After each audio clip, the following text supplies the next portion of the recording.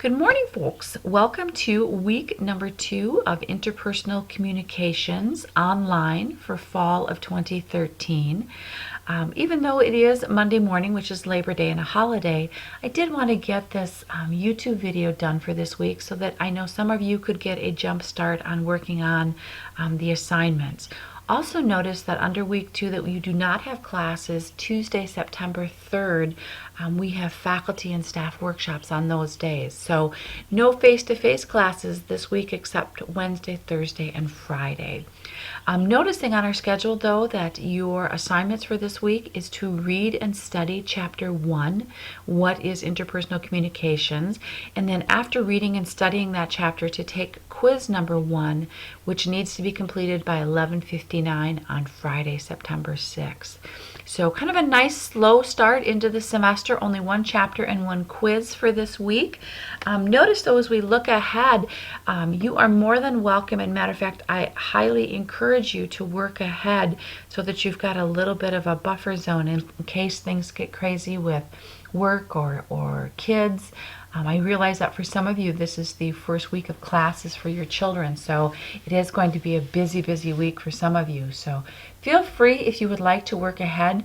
I encourage you to do that. Matter of fact, as I said in our course orientations, if I was enrolled in this course as a student, I would at least be a week ahead every week. It just kind of lowers the stress level for the class. I think it kind of gives you a little bit more breathing room so that you're not, worried, oh my gosh, did I miss a quiz? Did I miss a discussion posting?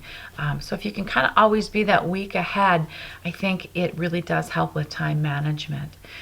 So as you look ahead, like for example, next week, week number 3, we'll be reading chapter 2. You'll be completing discussion posting number 1. And if you want to get a start on that, again, remember that there is a grading rubric that I handed out during our orientation session.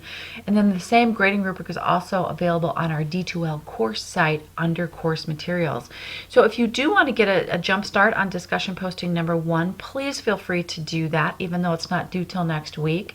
And if you're not sure if you're on the right track or you just want me to take a peek at it, remember that I'm happy to review any of your written work before you post it or submit it. So if you would like to do that, if you get it done early and you want to send it to me, just email it to me. Again, remembering my email is right on the top of the schedule here. It's also on the course homepage as well. So you can go ahead and email your draft to me and I will give you some feedback. Remember, I'm not going to check grammar or punctuation or spelling, but I will let you know if you're on the right track with content as far as how it relates to the grading rubric. Are you meeting the grading rubric requirements? Also remember that when you are sending me any email, it's so helpful for me if you can, in the subject line of your email, put COM 2050 and then your section number.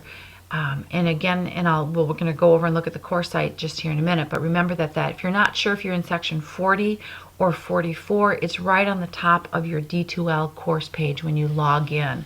So if you could include that COM 2050 and then your section number in the subject line of all your emails, it helps me a whole lot to know which section you are in as a student.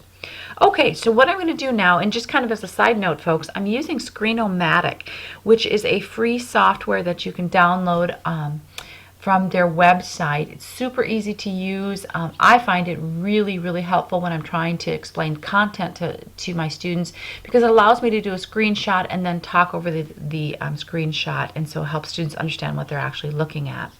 So what I'm going to do now is I'm going to switch back over to our D2L course homepage, and I'm just going to, it's kind of a neat thing, I can just kind of show you what's on our course page so that you can take a peek at that. I'm just going to kind of reposition my little my Screenomatic box here. So when you log on to our course site, again, folks, up here, remember I said Interpersonal COM 2050, here's the section number. And again, you're either in section 40 or section 44 this fall.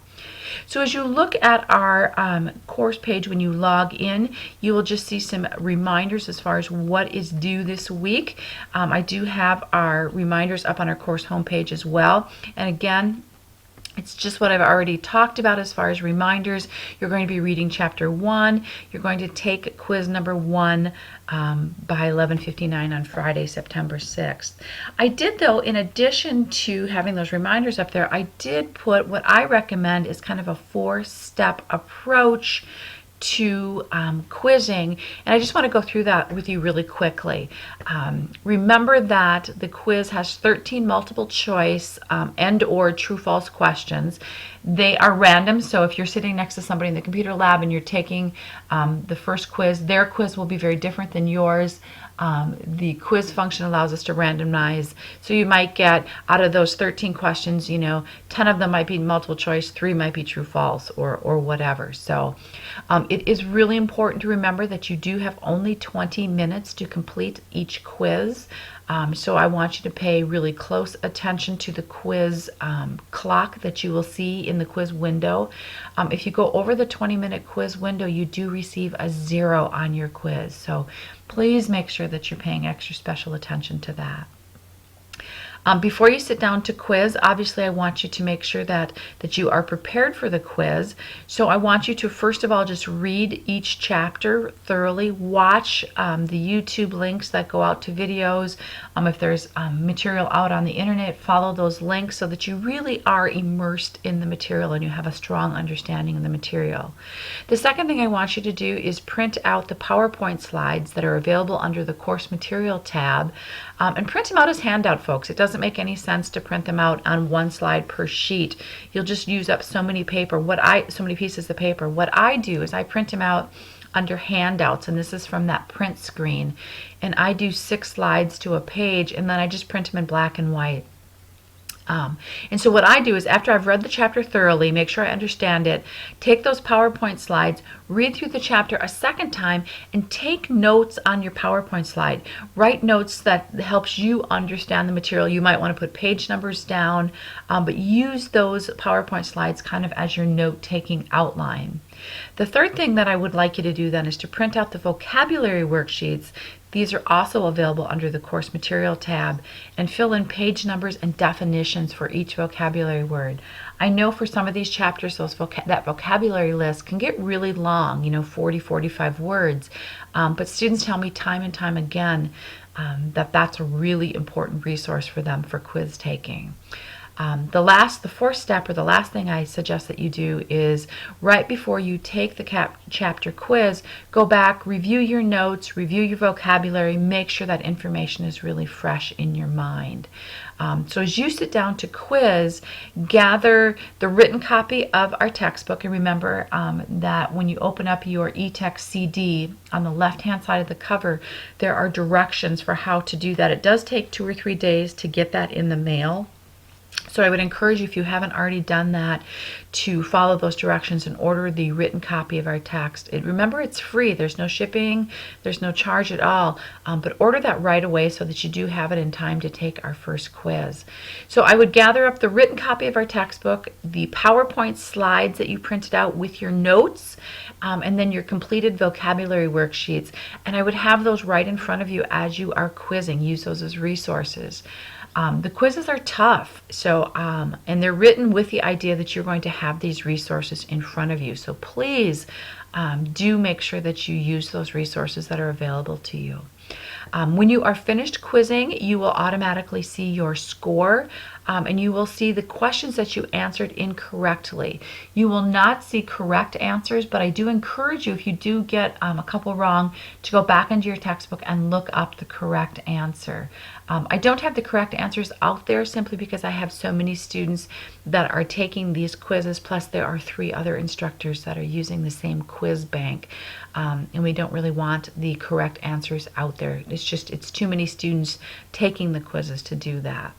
So when you are done, you'll see your score, you'll see the questions that you answered incorrectly, and again, it's a wonderful learning activity to go back into your book and look up the correct answers. Okay, that's it from here, folks. And again, I will try to do a YouTube video for every week that we are in class, just kind of going through some of the things that are due, talking about some assignments. Next week, YouTube video, we'll talk a lot about discussion postings. And normally I have our YouTube videos ready for you on Monday mornings. So if you can kind of keep that in your mind, I will send an email out that has the YouTube link to it, and it's always posted then on our course homepage as well. So enjoy the second week of classes. If you have any questions or concern, folks, please know that I'm here and available as a resource. Make sure that you email me if you're struggling about anything in the class. On my end this week, I will be going through reading your self-introduction postings and awarding points for your extra credit Dropbox assignment that I think most of you did, that was due last Friday. So be looking for those. My grading policy is to get everything evaluated and recorded within 7 days. So my hope is to have points, extra credit points recorded here in the next probably 4 or 5 days. So enjoy your second week of classes. Make sure you email me if you have any questions, folks. Work hard. Do your best work.